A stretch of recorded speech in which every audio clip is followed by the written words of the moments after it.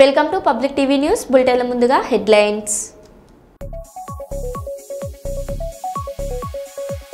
వినాయకుడి పూజ కోసం పూజారిని బైక్పై ఎత్తికెళ్లిన యువకులు.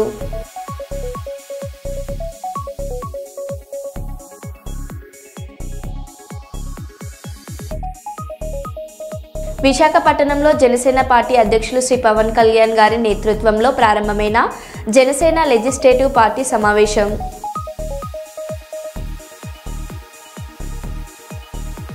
వరద ముంపు ప్రాంతాలలో ఏరియల్ సర్వే నిర్వహించిన రేవంత్ రెడ్డి.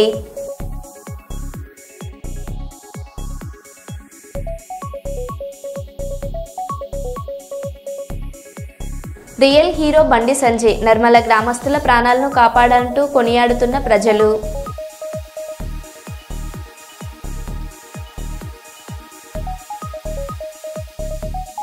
తహసీల్దార్ ఇంట్లో ఏసీబీ సోదాలు.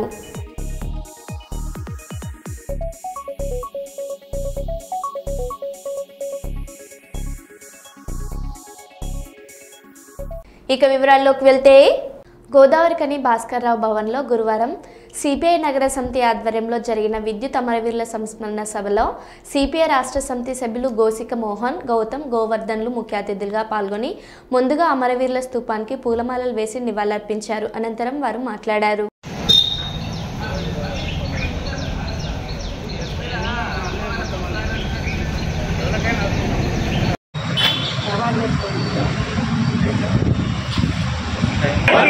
భారత కమ్యూనిస్ట్ పార్టీ జోహార్ విద్యుత్ అమరవీరులు.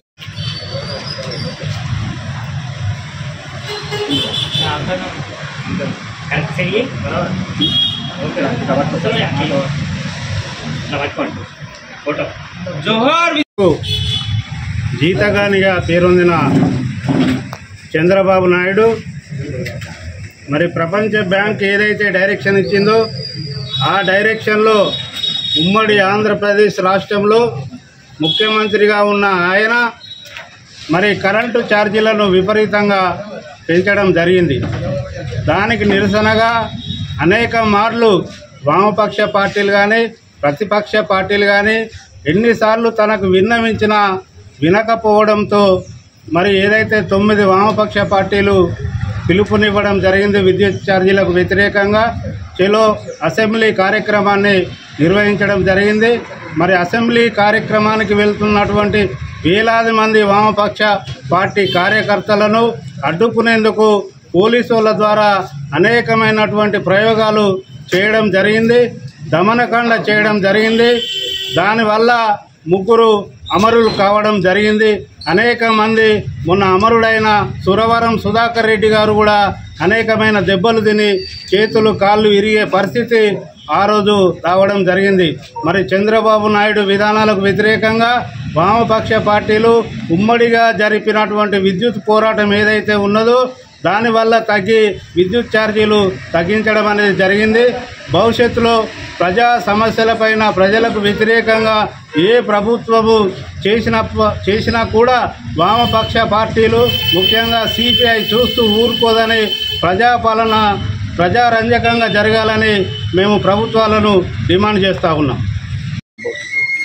ఉమ్మడి ఆంధ్రప్రదేశ్ రాష్ట్రంలో తెలుగుదేశం ప్రభుత్వం నాయకత్వంలో రాష్ట్ర వ్యాపితంగా కనివిని ఎరగనటువంటి విధంగా విద్యుత్ ఛార్జీలను పెంచడం అనేది జరిగింది. ఆ విద్యుత్ ఛార్జీలు సామాన్య ప్రజల నుంచి మధ్యతరగతి వరకు ఎవరు కూడా భరించలేనటువంటి విధంగా ఉండడం మూలంగా ఆనాడు భారత కమ్యూనిస్టు పార్టీ నాయకత్వంలో 9 వామపక్షాలతో పాటు ఆనాడు ప్రతిపక్షంగా ఉన్నటువంటి కాంగ్రెస్ కూడా ఈ యొక్క పోరాటంలో పాల్గొనడం జరిగింది. ఈ విద్యుత్ పోరాటంలో రాష్ట్ర వ్యాపితంగా అనేకమైనటువంటి పోరాటాలు, నిరాదీక్షలు, ధర్నలు చేపట్టడం అనేది జరిగింది. అయినప్పటికీ కూడా నరహంతక చంద్రబాబు నాయుడు ఏమాత్రం కూడా తగ్గకుండా ఆ పోరాటాలకు మరి అణచివేసేటువంటి ప్రయత్నం చేయడం అనేది జరిగింది. ఆనాటి వామపక్షాల ఆధ్వర్యం లోపల కూర్చొని మా యొక్క సమస్య పరిష్కరించాలంటే ఈ విద్యుత్ ఛార్జీలు తగ్గాలంటే మరి మనం ఉమ్మడిగా విద్యుత్తు పోరాటం చేయవలసినటువంటి అవసరం ఉన్నదని వాళ్ళు ఏదైతే పోరాటం ఇది బంద్ పిలిపించి రాష్ట్ర పిలుపు ఇవ్వడం అనేది జరిగింది. దాన్ని పురస్కరించుకొని ఆ రోజు 2000 సంవత్సరం ఆగస్టు 28వ తారీఖున ఆ పిలుపు ఇవ్వడం మూలంగా జరిగింది. ఆ రోజు బషీర్బాగ్ సాక్షిగా అనేకమైనటువంటి పోరాటాలు అందరూ కూడా అక్కడ చేరుకొని చేయడం జరిగింది. ఆ పోరాటాన్ని అణచివేయడం కోసం ఆ రోజు గుర్రపు డెక్కలతోటి తొక్కియడమే కాకుండా భాషవాయువు ప్రయోగించడం అనేది జరిగింది. అప్పటికి కూడా వీరోచితమైనటువంటి పోరాటం చేస్తున్నటువంటి కామ్రేడ్ల మీద మరి విచక్షణ రహితంగా కాల్పులు జరపడం అనేది జరిగింది. ఆ కాల్పుల్లో అనేక మంది గాయాలు కావడం అనేది జరిగింది. అదేవిధంగా 3 అమరులు కావడం అనేది జరిగింది. రామకృష్ణ, అదేవిధంగా బాలస్వామి, అదేవిధంగా విష్ణువర్ధన్ రెడ్డి, వీళ్ళు 3 కూడా అక్కడక్కడే అమరు కావడం అనేది జరిగింది. వారి యొక్క స్ఫూర్తిగా మరి ఆ రోజు చంద్రబాబు నాయుడు యొక్క నిరంకుశ విధానానికి వ్యతిరేకంగా ఆ పోరాటం స్ఫూర్తిగా ఈ రోజు వరకు కూడా నిలబడ్డది. 25 సంవత్సరాల సుదీర్ఘకాలం అవుతున్నప్పటికీ ఆ అమరవీరుల యొక్క రక్తము అర్పణతోటి ప్రతి సంవత్సరం కూడా గత 5 రోజుల క్రితం చెన్నూరు పట్టణంలో గల ఎస్బీఐ బ్యాంకు ఖాతాదారులు బంగారం బ్యాంకులో పెట్టి లోన్ తీసుకున్న సుమారు 12.61 కోట్ల విలువ గల సొమ్మును బ్యాంకు సిబ్బంది కాజేశారని, బాధితులకు వెంటనే తగు న్యాయం చేయాలని బీఆర్ఎస్ పార్టీ తరఫున డాక్టర్ రాజా రమేష్ డిమాండ్ చేశారు. ఖాతాదారులు విపరీతమైన భయాందోళన ఉన్నారని, వారికి ఎస్బీఐ యాజమాన్యం మరియు ప్రభుత్వం భరోసానివ్వాలని కోరారు. చెన్నూరు నియోజకవర్గంలో గెలిచి మంత్రి అయిన వివేక్ వెంకటస్వామి ఎక్కడున్నారని, ఓట్లేసి గెలిపించిన చెన్నూరు ప్రజలు మోసపోతే వారికి కనీసం అధికారులతో మాట్లాడి భరోసా ఇవ్వలేని స్థితిలో ఉండడం సిగ్గుచేటని ఆయన దుయ్యపట్టారు. బాధితులకు న్యాయం జరిగే వరకు బీఆర్ఎస్ పార్టీ అండగా ఉంటుందని హామీ ఇచ్చారు. బంగారం బ్యాంకులో నుంచి మాయం చేసిన సిబ్బంది వెనుక ఎవరున్నారో బయట పెట్టాలని కోరారు. వేరే ఇతర పనిచేస్తున్నటువంటి సభ్యులు కానీ వీరందరి సమక్షంలో సుమారు 12,61,00,000 గోల్డ్ మాయమైందని చెప్పుకోవడానికి నిజంగా ఈ ఎస్బీఐ బ్రాంచ్లో పనిచేస్తున్న మేనేజర్కి సిగ్గుందా లేదని నేను అడుగుతా ఉన్నాను. నిజంగా బాధాకరమైన విషయం. ఎందుకంటే మీకు ఖచ్చితంగా ప్రతిరోజు ఎంత గోల్డ్ వస్తుంది, ఎంత గోల్డ్ పోతుంది, అసలు పైసలు ఎన్ని ఉన్నాయి, ఏం పోతున్నాయి ఏంటి అనేది కనీసం ఒక రోజు ఏదో ఒక అవగాహన ఉంటుంది. కనీసం రోజు కాకపోయినా నెలకు ఒకసారో 3 నెలలకు ఒకసారో మినిమం ఒక బేసిక్ ఆడిట్ జరుగుతూ ఉంటుంది. 10 నెలల నుండి ఇంత పెద్ద మోతాదులో ఇక్కడ ఉన్నటువంటి 12,61,00,000 బంగారము, అదేవిధంగా 1,10,00,000 రూపాయల నగదు మాయమైతే మరి వీళ్ళకి ఎందుకు సోయి లేదని నేను అడుగుతా ఉన్నాను. ఈ యొక్క వ్యక్తులందరూ కలిసి ఈ యొక్క కుంభకోణాన్ని చేసిరనే కోణంలో మేమందరం ఆలోచిస్తాను. ఇంత జరుగుతున్న ఇంతమంది బాధితులు గత 5-6 రోజుల నుండి బాధకు గురై ఇక్కడ వచ్చి వీళ్ళు ధర్నాలు చేస్తున్నారు, మేనేజర్తో మాట్లాడుతున్నారు, రీజనల్ మేనేజర్తో మాట్లాడుతున్నారు. అయినా కూడా ఇప్పుడున్నటువంటి ప్రభుత్వంలో ఒక ఎంపీగా ఉంటాడు, ఒక మంత్రిగా ఉంటాడు, వివేక్ వెంకటస్వామి కానీ వంశీకి కానీ ఇవేం పట్టింపులు ఉండవు. వీళ్ళు వచ్చి కనీసం ఏం జరిగింది అని కూడా అడగాలన్న సోయి కూడా లేదు వీళ్ళకి. ఇది పూర్తిగా కాంగ్రెస్ ప్రభుత్వ వైఫల్యము, ఇక్కడ ఉన్నటువంటి మంత్రి యొక్క అసమర్థత వల్లనే ఇదంతా జరుగుతూ ఉన్నది. మొన్న నేను అక్కడ జైపూర్లో ఆగి ఛాయ్ తాగుతా ఉంటే వాళ్ళు అంటా ఉన్నారు, ఆ రవీందర్ ఎవరైతే ఉన్నారో ఆ పిఏ రమణాకి ఫ్రెండ్ అంటే అంటున్నాడు. ఎంతవరకు వాస్తవం నాకు తెలియదు, నేను అతని మీద నిందేయాలి అంటలేను. కానీ ఆ కోణంలో ఆలోచిస్తే ఈ మంత్రి ఈ పిఏ ఇద్దరు కలిసే ఆ రవీందర్ని ఏమైనా కాపాడుతున్నారా, అందుకే ఈ కేసు జాప్యం జరుగుతుందా అని ఆలోచన మాకు కలుగుతూ ఉన్నది. ఇది మాత్రం చాలా బాధాకరమైన విషయం. ఇప్పటి వరకు కూడా నేను పోలీస్ శాఖను తప్పుపడతలేను, బ్యాంక్ వాళ్ళని తప్పుపడతలేను. పోలీస్ శాఖ వారు ఎంత పని చేయాలంత పని చేస్తున్నారు, దొంగల్ని దొరకబడతారు, రికవరీ చేస్తారు, అది వేరే విషయం. కానీ ఈ ఖాతాదారులు ఎవరైతే ఈ యొక్క బంగారం పోయి బాధపడుతున్నారో వారికి ఒక నమ్మకాన్ని కలిగించండి అని ఈరోజు బీఆర్ఎస్ పార్టీ చెన్నూరు నియోజకవర్గం నుండి ఈ యొక్క మేనేజర్ని రీజనల్ మేనేజర్ని అడగడం జరిగింది. మేము ఒక డిమాండ్ చేస్తున్నాం, అయ్యా వారి బంగారం ఎంతైతే పోయిందో మీ బంగారం మా బ్యాంకులో పెట్టుకుంటే మీ బంగారం చోరీ అయింది, ఈ చోరీ అయిన బంగారాన్ని ఖచ్చితంగా రికవరీ చేసి మీ బంగారాన్ని మీకు అప్పచెప్తాము. ఒకవేళ మీ బంగారాన్ని మీకు అప్పచెప్పకపోతే ఆ బంగారం వర్త్ ఒక పైసల్ని మీకు ఖచ్చితంగా అప్పచెప్తామని ఒక నమ్మకంగా మీ ఒక రాతపూర్వకంగా రాసి అని ఒక డిమాండ్ చేస్తా ఉన్నాం. ఖచ్చితంగా బాధితులకు న్యాయం జరిగేంత వరకు బీఆర్ఎస్ పార్టీ ఏదైతే రైతుల పక్షాన్ని నిల్చున్నదో, విద్యార్థుల పక్షాన్ని నిల్చున్నదో, వృద్ధుల పక్షాన్ని నిల్చున్నదో ప్రతి ఒక్కరి పక్షాన్ని నిల్చున్నట్టు ఈ యొక్క ఖాతాదారుల బాధితుల పక్షాన కూడా నిల్చొని వాళ్ళకి ఖచ్చితంగా ఆ గోల్డ్ రికవర్ అయ్యేంత వరకు, లేదంటే గోల్డ్కు సంబంధించి డబ్బులు రికవర్ అయ్యేంత వరకు కూడా వారు విన్నట్టు ఉంటాం. ఖచ్చితంగా మరొక్కసారి చెప్తా ఉన్నాను, ఇది కాంగ్రెస్ ప్రభుత్వం, ఇక్కడ ఉన్నటువంటి మంత్రి వైఫల్యమే తప్ప ఇంకో కోణమే లేదు దీనికి. ఇప్పటికైనా మంత్రి స్పందించి మంత్రి వచ్చి బాధితులను అడిగి తెలుసుకొని ఈ బాధితులకు తక్షణమే అవి పోయిన గోల్డ్ని రికవరీ చేపించి ఇప్పించేంత వరకు ఈ చెన్నూరులో ఉండాలని చెప్పి నేను డిమాండ్ చేస్తా ఉన్నాను. జై తెలంగాణ, జై తెలంగాణ.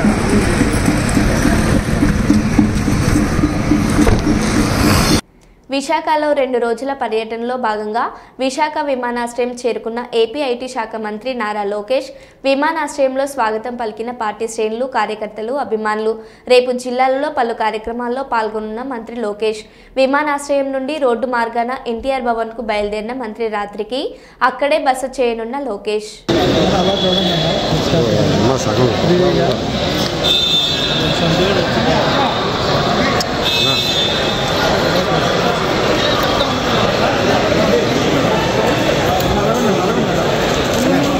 మీరందరూ పక్క వచ్చానన్నా, హోల్సేల్ పక్క వచ్చాను. ఎందుకంటే గెలిచితే చాలు సార్. అంతా అక్కడ దిగిన ఫోటోలు అక్కడ దిగిన ప్రశాంతంగా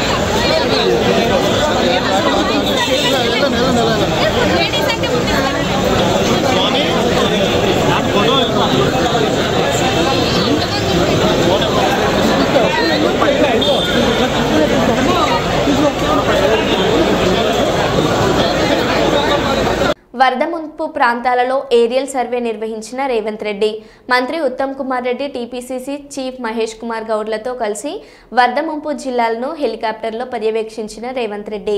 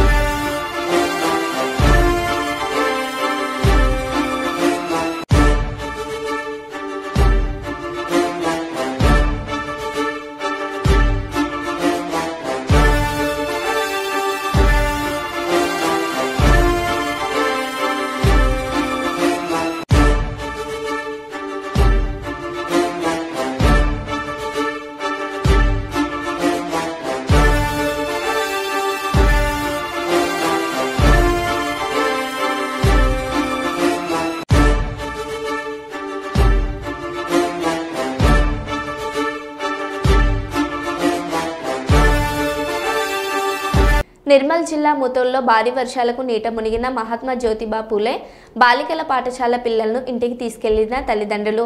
జలమయమై చెరువులా తలపిస్తున్న బస్టాండ్ నుండి గ్రామానికి వెళ్లే మెయిన్ రోడ్.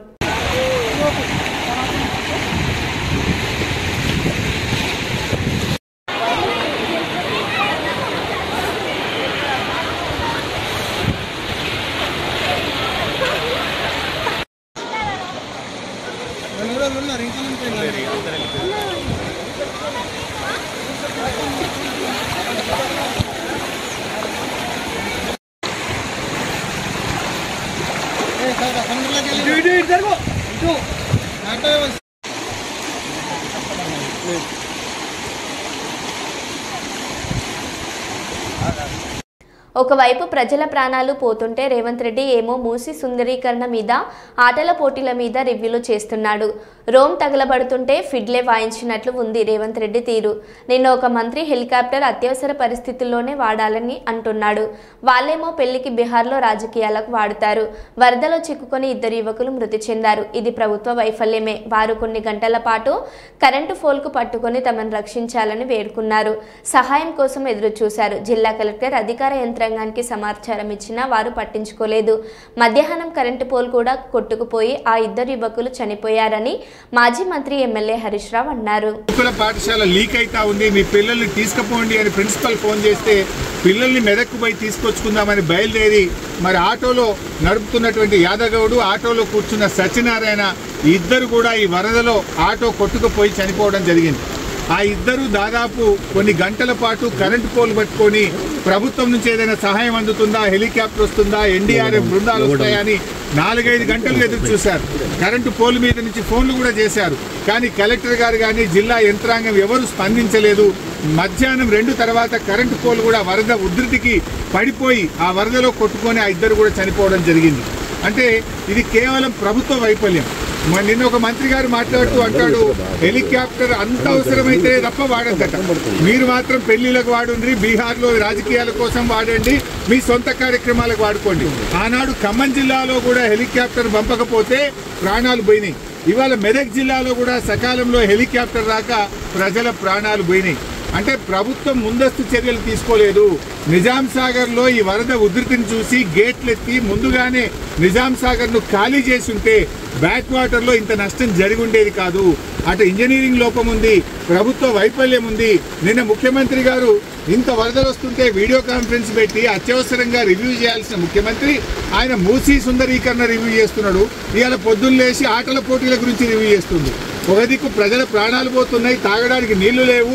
హవేలీ గన్పూర్లో నిన్నటి నుంచి కరెంటు లేక 7-8 గ్రామాల ప్రజలు మంచినీళ్లు లేక వర్షపు నీళ్లను ప్లేట్లలో గ్లాసులలో పట్టుకొని తాగుతున్న పరిస్థితి ఉన్నది. ఇవాళ రేపు అంటు రోగాలు ప్రబలేటువంటి అవకాశం ఉంది. వచ్చే 24 గంటలు ఇంకా పెద్ద ఎత్తున వర్షాలు ఉన్నాయని వాతావరణ శాఖ చెప్తా ఉంది.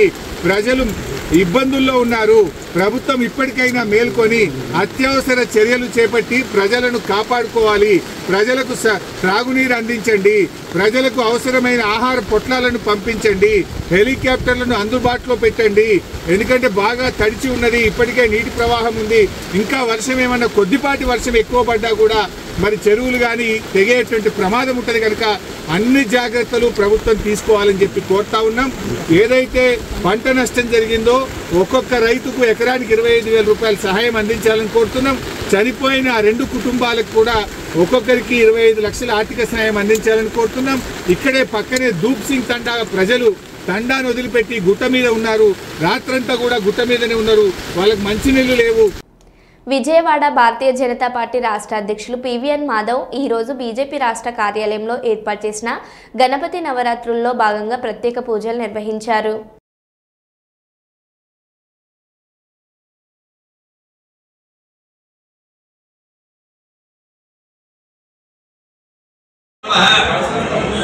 गयाकृतये नमः गदाधरावतारिणे नमः गन्धर्वनगरार्चिताय नमः गन्धर्वगानसन्तुष्टाय नमः गरुडाकृतवन्दिताय नमः गणाराध्यसमाराध्याय नमः गणहणास्तुतिसामुख्ये नमः నెల్లూరు వేదాయపాలెం సెంటర్లో కొలువైన శ్రీ ముక్కోటి దేవతల శ్రీ వరసిద్ధి విఘ్నేశ్వర స్వామి విగ్రహాన్ని దర్శించుకుని పూజలు నిర్వహించిన సర్వేపల్లి శాసనసభ్యులు సోమిరెడ్డి చంద్రమోహన్ రెడ్డి శ్రీ విఘ్నేశ్వర స్వామి ఆశీస్సులతో ప్రజలందరికీ మంచి జరగాలని ఆకాంక్షించిన సోమిరెడ్డి ఎమ్మెల్యే సోమిరెడ్డికి ఆత్మీయ సత్కారం చేసిన ఉత్సవ కమిటీ.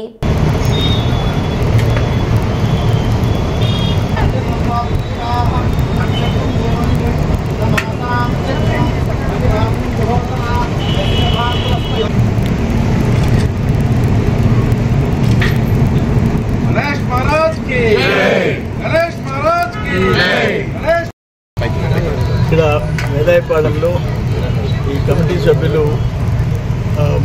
ముక్కోటి దేవతల వరసిద్ధి వినాయక చవితి కార్యక్రమం చేస్తారు. అసలు ఆ విగ్రహం కూడా వినాయక స్వామి విగ్రహం కూడా హైదరాబాద్ నుంచి తెప్పిస్తారు. చాలా గ్రాండ్గా చేస్తారు. ఆ స్వామి ఆశీస్సులు అందరికీ ఉండాలా, ఎలాంటి విఘ్నాలు లేకుండా అందరికీ మంచి భవిష్యత్తు ఉండాలని చెప్పేసి నేను కోరుకుంటున్నాను. థ్యాంక్స్. భారీ వర్షాల కారణంగా పలు జిల్లాల్లో ఏర్పడిన పరిస్థితులను ముఖ్యమంత్రి ఎప్పటికప్పుడు సమీక్షిస్తున్నారు. గత 2 రోజులుగా ప్రభుత్వ అధికార యంత్రాంగం వరదల్లో చిక్కుకున్న వారిని క్షేమంగా సురక్షిత ప్రాంతాలకు తరలించే పనిలో ఉంది. ప్రాణ నష్టం జరగకుండా ప్రతి నిమిషం ప్రభుత్వ అధికారం యంత్రాంగం సమర్థవంతంగా చర్యలు తీసుకుంటుంది. సిరిసిల్ల జిల్లా నర్మల వద్ద ఉన్న ఎగువ మానేరు ప్రాజెక్టు అవతలి వైపు పశువులను మేపేందుకు వెళ్లిన రైతులు వరదల కారణంగా అక్కడే చిక్కుకుపోయారు. వారి రక్షణ కోసం జిల్లా కలెక్టర్, ఎస్పీ, ఇతర జిల్లా అధికారులు సహాయక చర్యలను ముమ్మరం చేశారు. హాకింపేటలోని ఎయిర్ ఫోర్స్ హెలికాప్టర్ల సాయంతో ఆ రైతులను సురక్షితంగా రక్షించారు.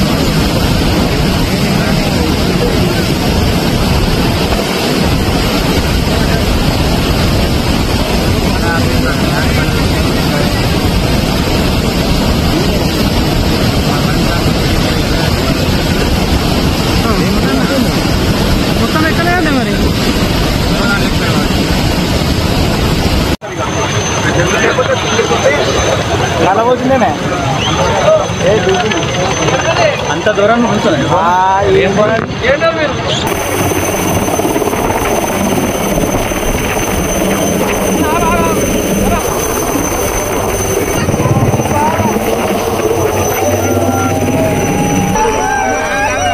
రియల్ హీరో బండి సంజయ్ నర్మల గ్రామస్తుల ప్రాణాలను కాపాడంటూ కొనియాడుతున్న ప్రజలు వరదలో చిక్కుకున్నారని తెలిసిన వెంటనే యుద్ధ ప్రాతిపాదికన రక్షణ శాఖ మంత్రితో మాట్లాడిన బండి సంజయ్ విజ్ఞప్తి మేరకు 4 ఆర్మీ హెలికాప్టర్లను పంపించిన రక్షణ శాఖ నర్మల వరదలో చిక్కుకున్న 5 ప్రాణాలను కాపాడిన 2 ఆర్మీ చాపర్లు, మరో 2 హెలికాప్టర్లను సిరిసిల్ల జిల్లా కేంద్రానికి పంపిన అధికారులు ముంపు బాధితులను ఆదుకునేందుకు ఎన్డీఆర్ఎఫ్ సిబ్బందిని అప్రమత్తం చేసిన కేంద్ర మంత్రి నిరంతరం జిల్లా కలెక్టర్, ఎస్పీలతో మాట్లాడుతున్నారు.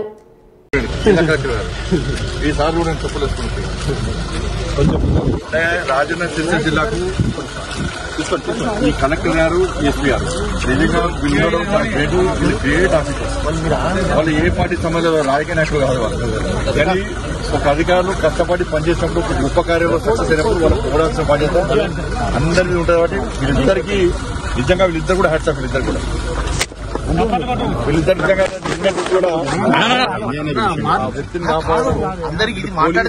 ఇటు ఈ జిల్లా అడ్మినిస్ట్రేషన్ అంతా కూడా కష్టపడి పనిచేయడం నిజంగా చాలా గ్రేట్.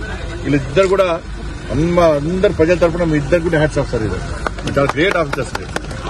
ఈ పొగుడుతున్నా అని చెప్పి వాళ్ళు ఏదో వాళ్ళు బీజేపీ కాదు, నా బీఆర్ఎస్ కాదు, నా కాంగ్రెస్ వాళ్ళ అధికారులు సేవ చేసారు. వాళ్ళని ప్రోత్సహించాలి. ఎవరు సేవ అయితే కింది సిబ్బంది కూడా వాళ్ళతో పాటు సిబ్బంది కూడా కానిస్టేబుల్స్ కానీ హోంగార్డ్స్ కానీ వీళ్ళ డిపార్ట్మెంట్ అందరూ కూడా కష్టపడి పనిచేసి వాళ్ళిద్దరు కూడా హెచ్చాం. వీళ్ళిద్దరు లేకుంటే వాళ్ళు భయంతో ఏమైతే తెలియదు. అక్కడ బాధితులకు భరోసా ధైర్యం నింపింది వీళ్ళిద్దరు నిజంగా చేయడం. హరీష్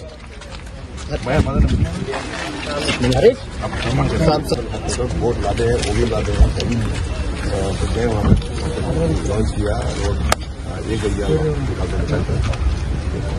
रात्रि सर 2-3 నిమిషాల్లో रेस्क्यू చేసి ये आपको भी क्योंकि सर फिर भी अभी तक ऊपर अमराना में कितने वो मैं वही गाँव क्या जा रहा हूँ कुछ बोल के ऐसा नहीं మీరు మీరు తప్పుతారు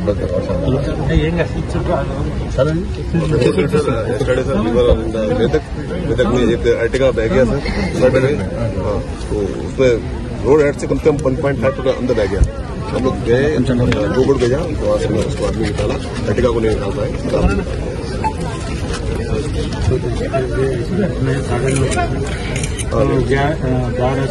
को रेस्क्यू करना